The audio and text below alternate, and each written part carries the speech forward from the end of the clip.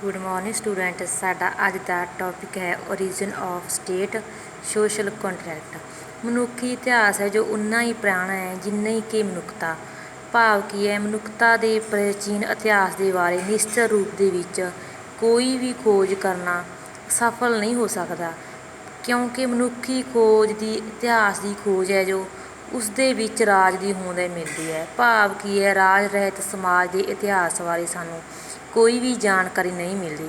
जिमें कि गैटल के अनुसार इतिहासिक दृष्टिकोण तो राजनीतिक जीवन की उत्पत्ति का ठीक समा निश्चित नहीं किया जा सकता।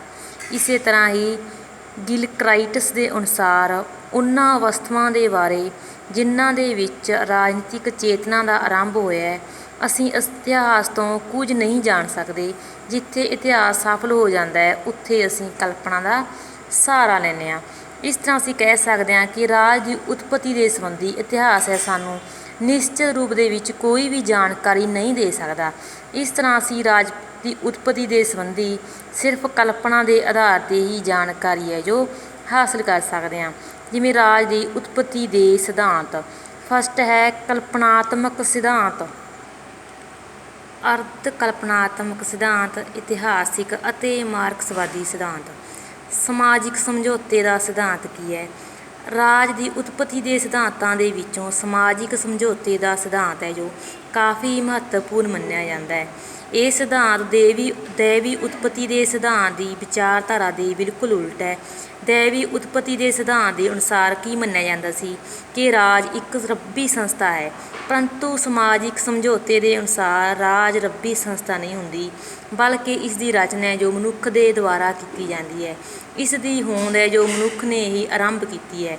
ये सिद्धांत केवल राज की उत्पत्ति के संबंधी ही जानकारी नहीं दिंदा, बल्कि शासकों और व्यक्तियों के आपसी संबंधों बारे भी जानकारी दिंदा है। समझौता सिद्धांत के मुख्य समर्थक सीगे हावज, लाक और रूसो। इसके तीन मुख्य विद्वान मन्ने जाते हैं जो इसके समर्थक ने। थॉमस हावज का समझौते का सिद्धांत। थॉमस हावज जो 17वीं सदी का विद्वान मन्निया जाता है, उन्होंने अनुसार समाजिक समझौते का सिद्धांत मन्निया जाता है। उन्होंने इसके व्याख्या के लिए एक बुक प्रकाशित की जिसका नाम है लेविआथन, जिसदे विच उन्होंने राज की उत्पत्ति के संबंधी समाजिक समझौते का सिद्धांत दिता सी। मनुखी सुभाਅ संबंधी हावज के विचार। हावज ने अपने सिद्धांत की व्याख्या के विच मनुखी सुभाਅ के बारे दस्सिया कि मनुख सुभाਅ तो ही एक स्वार्थी है। वो अपने हर एक काम दे विच अपना ही स्वार्थपन लभदा है।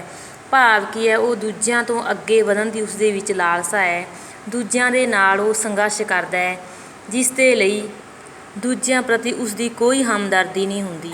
वो अपने अधीन ही उसनूं रखना चाहुंदा है, अपने आप नूं ही सब तो वड्डा ते सब तो शक्तिशाली मनदा है। दूजिਆਂ ਦੀਆਂ इच्छावां जां भावनावां ਦਾ उस दे ਲਈ कोई सत्कार नहीं हुंदा। इस तरह हावज ने इस दे विच मनुख नूं स्वार्थी निर्दयी ਦੇ तौर ਤੇ ਵਿਖਾਇਆ ਗਿਆ है। मनुखी सुभाਅ संबंधी अपने विचार के आधार पर हावज ने समाजिक समझौते के सिद्धांत का निर्माण किया सी। हावज की प्रकृतिक अवस्था। हावज ने अपने समाजिक समझौते के सिद्धांत की व्याख्या करने लई मनुखी इतिहास नूं दो भागों के विच वंडिया। पहले भाग नूं हावज ने प्रकृतिक अवस्था का नाम दिता। भाव की है, प्रकृतिक अवस्था के विच लोकां दा जीवन है जो बड़ा दुखी सी। लोग स्वार्थी ते निर्दयी हुंदे सी। वो अपने स्वार्थ के लिए अपने दूजे नालदिਆਂ ਦਾ की है जीवन का अंत तक भी कर सकते सी। इस तरह कहा जा सकता है कोई कानून जां शक्ति नहीं सी। व्यक्ति कुदरती नियमों के अनुसार अपना जीवन है जो बतीत करता सी। हावज के अनुसार कुदरती नियमों का आधार शक्ति सी। भाव की है, इस दे विच जिसनूं मार सकते हो मार दो, जो खो सकते हो खो लो। इस दे विच ये सिद्धांत काफ़ी ज़्यादा प्रचलित सी। हावज के अनुसार प्रकृतिक तौर पर कुछ भी गलत नहीं मन्निया जाता सी, बल्कि शक्ति ते धोखे नूं इसदे सब तो वड्डे गुण मन्ने जाते सी। हावज का समाजिक समझौता। प्रकृतिक अवस्था की दुर्दशा तो तंग आके लोगों ने एक समझौता किया जिस दे द्वारा राज का जन्म होया। हरेक व्यक्ति ने एक दूजे नूं ये कहा कि मैं अपने उपर शासन करने के अधिकार नूं एक व्यक्ति नूं जां व्यक्तियों के समूह नूं इस शर्त के उपर सौंपदा हाँ कि तुसीं भी मेरे वांग ही अपने अधिकार उसे व्यक्ति नूं सौंपण दे लई ਤਿਆਰ ਹੋਵੋਗੇ। ਭਾਵ ਕੀ ਹੈ, ਲੋਕਾਂ ਨੇ ਰਾਜ ਦੀ ਹੋਂਦ ਹੈ ਜੋ ਇਸ ਦੀ ਲੋੜ ਮਹਿਸੂਸ ਕੀਤੀ। ਹਰੇਕ ਵਿਅਕਤੀ ਨੇ ਇੱਕ ਦੂਜੇ ਦੀ ਇਹ ਸ਼ਰਤ ਨੂੰ ਸਵੀਕਾਰ ਕੀਤਾ ਅਤੇ ਉਹਨਾਂ ਨੇ ਸਮਝੌਤੇ ਦੇ ਰਾਹੀਂ ਸ਼ਾਸਕ ਦੀ ਹੋਂਦ ਦੇ ਵਿੱਚ ਆਇਆ ਅਤੇ ਇਸ ਤਰ੍ਹਾਂ ਰਾਜ ਦੀ ਉਤਪਤੀ ਹੋਈ। ਸਮਝੌਤੇ ਵਿੱਚ ਇਸ ਦੀਆਂ ਵਿਸ਼ੇਸ਼ਤਾਵਾਂ ਕੀ ਨੇ? ਸਮਝੌਤੇ ਵਿੱਚ ਸ਼ਾਸਕ ਸ਼ਾਮਲ ਨਹੀਂ। ਭਾਵ ਕੀ ਹੈ, ਸਮਝੌਤੇ ਲੋਕਾਂ ਦੇ ਵਿਚਕਾਰ ਸੀ ਅਤੇ ਲੋਕਾਂ ਦੇ ਦੁਆਰਾ ਹੀ ਸਥਾਪਿਤ ਹੋਇਆ ਸੀ। ਭਾਵ ਕੀ ਹੈ, ਇਸ ਦੇ ਵਿੱਚ ਸ਼ਾਸਕ ਹੈ ਜੋ ਉਸਨੂੰ ਸ਼ਾਮਲ ਨਹੀਂ ਕੀਤਾ ਜਾਊਗਾ। ਸ਼ਾਸਕ ਦੇ ਉੱਤੇ ਸਮਝੌਤੇ ਦੁਆਰਾ ਕੋਈ ਵੀ ਪਾਬੰਦੀ ਜਾਂ ਸ਼ਰਤ ਨਹੀਂ ਲਗਾਈ ਗਈ ਸੀ, ਸਗੋਂ ਉਹ ਪੂਰਨ ਰੂਪ ਦੇ ਵਿੱਚ ਸੁਤੰਤਰ ਸੀ। ਇਸ ਦੇ ਲਈ ਸ਼ਾਸਕ ਦੁਆਰਾ ਸਮਝੌਤੇ ਦੀ ਕਿਸੇ ਵੀ ਸ਼ਰਤ ਦੀ ਉਲੰਘਣਾ ਨਹੀਂ ਕੀਤੀ ਜਾ ਸਕਦੀ ਸੀ। ਸ਼ਾਸਕ ਦੀ ਸਰਵਸ਼੍ਰੇਸ਼ਟਤਾ। ਭਾਵ ਕੀ ਹੈ, ਸ਼ਾਸਕ ਦੇ ਕੋਲ ਅਸੀਮਿਤ ਸ਼ਕਤੀਆਂ ਹੁੰਦੀਆਂ ਸੀ। ਕੋਈ ਵੀ ਵਿਅਕਤੀ ਉਹਨਾਂ ਦੇ ਨਿਯੰਤਰਣ ਤੋਂ ਬਾਹਰ ਨਹੀਂ ਹੁੰਦਾ ਸੀ। ਜੇਕਰ ਕੋਈ ਉਹਨਾਂ ਦੀ ਆਗਿਆ ਦੀ ਪਾਲਣਾ ਨਹੀਂ ਕਰਦਾ ਸੀ ਤਾਂ ਕੀ ਹੈ, ਕਾਨੂੰਨ ਦੇ ਵੱਲੋਂ ਉਹਨਾਂ ਨੂੰ ਸਜ਼ਾ ਤੋਂ ਦਿੱਤੀ ਜਾ ਸਕਦੀ ਸੀ। ਸ਼ਾਸਕ ਵਿਰੁੱਧ ਜਨਤਾ ਦਾ ਕੋਈ ਅਧਿਕਾਰ ਨਹੀਂ। ਪ੍ਰਜਾ ਨੂੰ ਕੇਵਲ ਉਹੀ ਅਧਿਕਾਰ ਪ੍ਰਾਪਤ ਸੀ ਜਿਹੜੇ ਕਿ ਸ਼ਾਸਕ ਉਹਨਾਂ ਨੂੰ ਦਿੰਦਾ ਸੀ। ਭਾਵ ਕੀ ਹੈ, ਸ਼ਾਸਕ ਵਿਰੁੱਧ ਵਿਅਕਤੀਆਂ ਨੂੰ ਕੋਈ ਅਧਿਕਾਰ ਨਹੀਂ ਦਿੱਤੇ ਗਏ ਸੀ, ਜਿੱਥੋਂ ਤੱਕ ਕਿ ਕੋਈ ਅਤਿਆਚਾਰੀ ਸ਼ਾਸਕ ਦੇ ਆਦੇਸ਼ਾਂ ਦੀ ਉਲੰਘਣਾ ਕਰਨਾ ਵੀ ਵਿਅਕਤੀਆਂ ਦੇ ਲਈ ਉਚਿਤ ਨਹੀਂ ਸੀ। ਭਾਵ ਕਿ ਉਹਨਾਂ ਦਾ ਉਹ ਵਿਰੋਧ ਨਹੀਂ ਕਰ ਸਕਦੇ ਸੀ। ਇਸ ਤੋਂ ਬਿਨਾਂ ਵਿਅਕਤੀ ਸ਼ਾਸਕ ਨੂੰ ਕਿਸੇ ਪ੍ਰਕਾਰ ਦਾ ਦੰਡ ਵੀ ਨਹੀਂ ਦੇ ਸਕਦੇ ਸੀ। ਸਮਝੌਤਾ ਅਟੁੱਟ ਸੀ।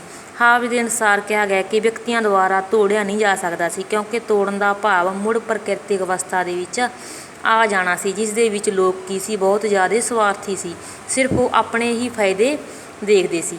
ਇਹ ਸਮਝੌਤਾ ਅਟੁੱਟ ਸੀ। ਇਸ ਦੇ ਵਿੱਚ ਵਿਅਕਤੀਆਂ 'ਤੇ ਹੀ ਲਾਗੂ ਨਹੀਂ ਹੁੰਦਾ, ਸਗੋਂ ਉਹਨਾਂ ਦੀਆਂ ਆਉਣ ਵਾਲੀਆਂ ਪੀੜ੍ਹੀਆਂ 'ਤੇ ਵੀ ਲਾਗੂ ਹੁੰਦਾ ਸੀ।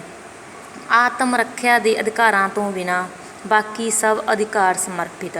ਇਸ ਦੇ ਵਿੱਚ ਆਤਮ ਰੱਖਿਆ ਦੇ ਅਧਿਕਾਰ ਤੋਂ ਬਿਨਾਂ ਬਾਕੀ ਸਾਰੇ ਅਧਿਕਾਰ ਨੇ ਜੋ ਸ਼ਾਸਕ ਨੂੰ ਸਮਰਪਣ ਕਰ ਦਿੱਤੇ ਜਾਂਦੇ ਸੀ। ਜੇਕਰ ਵਿਅਕਤੀ ਦਾ ਜੀਵਨ ਖਤਰੇ ਦੇ ਵਿੱਚ ਹੁੰਦਾ ਸੀ ਤਾਂ ਉਹ ਆਪਣੀ ਰੱਖਿਆ ਦੇ ਲਈ ਕੋਈ ਕਾਰਵਾਈ ਕਰ ਸਕਦਾ ਸੀ। ਜੇਕਰ ਸ਼ਾਸਕ ਉਸਦੀ ਇਸ ਦੇ ਵਿੱਚ ਕੋਈ ਹੈਲਪ ਨਹੀਂ ਕਰ ਸਕਦਾ ਸੀ ਤਾਂ ਉਹ ਕੀ ਕਰਦਾ ਸੀ, ਕਿਸੇ ਦੂਜੀ ਸ਼ਕਤੀ ਦੀ ਸਹਾਇਤਾ ਲੈ ਸਕਦਾ ਸੀ ਜੋ ਉਸਦੀ ਰੱਖਿਆ ਕਰਨ ਦੇ ਯੋਗ ਹੋਵੇ।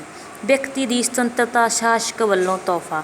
ਹਾਵੀ ਦੇ ਸਮਝੌਤੇ ਦੇ ਅਨੁਸਾਰ ਵਿਅਕਤੀ ਨੂੰ ਸੁਤੰਤਰਤਾਵਾਂ ਦਿੱਤੀਆਂ ਗਈਆਂ ਸੀ। ਵਿਅਕਤੀ ਦੀ ਸੁਤੰਤਰਤਾ ਸ਼ਾਸਕ 'ਤੇ ਨਿਰਭਰ ਕਰਦੀਆਂ ਸੀ। ਭਾਵ ਕਿ ਜੋ ਸੁਤੰਤਰਤਾਵਾਂ ਸ਼ਾਸਕ ਦਿੰਦਾ ਸੀ ਉਹਨਾਂ 'ਤੇ ਹੀ ਉਹਨਾਂ ਨੂੰ ਨਿਰਭਰ ਰਹਿਣਾ ਪੈਂਦਾ ਸੀ, ਜਿਸ ਦੇ ਵਿੱਚ ਨੈਤਿਕ ਅਨੈਤਿਕ ਸਾਰੇ ਤਰ੍ਹਾਂ ਦੀਆਂ ਸ਼ਕਤੀਆਂ ਮੌਜੂਦ ਹੁੰਦੀਆਂ ਸੀ। ਨੈਕਸਟ ਹੈ ਲੋਕਾਂ ਅਤੇ ਸ਼ਾਸਕ ਦੇ ਵਿਚਕਾਰ ਸਮਝੌਤਾ। ਹਾਵੀ ਨੇ ਜਿਸ ਪ੍ਰਭੁਤਾਸ਼ਾਲੀ ਸ਼ਾਸਕ ਦੀ ਸਥਾਪਨਾ ਕੀਤੀ ਸੀ ਉਹ ਉਸ ਸ਼ਾਸਕ ਦੀਆਂ ਸ਼ਕਤੀਆਂ ਅਸੀਮਿਤ ਸਨ ਅਤੇ ਉਹਨਾਂ ਦੇ ਵਿਰੁੱਧ ਲੋਕਾਂ ਨੂੰ ਕੋਈ ਵੀ ਅਧਿਕਾਰ ਨਹੀਂ ਦਿੱਤੇ ਜਾ ਸਕਦੇ ਸੀ ਕਿ ਉਹ ਉਹਨਾਂ ਦੇ ਖਿਲਾਫ ਕੋਈ ਵੀ ਕਾਰਵਾਈ ਕਰਨ। ਲੋਕਾਂ ਦੇ ਅਧਿਕਾਰ ਅਤੇ ਸੁਤੰਤਰਤਾਵਾਂ ਪ੍ਰਭੁਤਾਸ਼ਾਲੀ ਸ਼ਾਸਕ ਦੀ ਇੱਛਾ 'ਤੇ ਹੀ ਨਿਰਭਰ ਕਰਦੇ ਸੀ।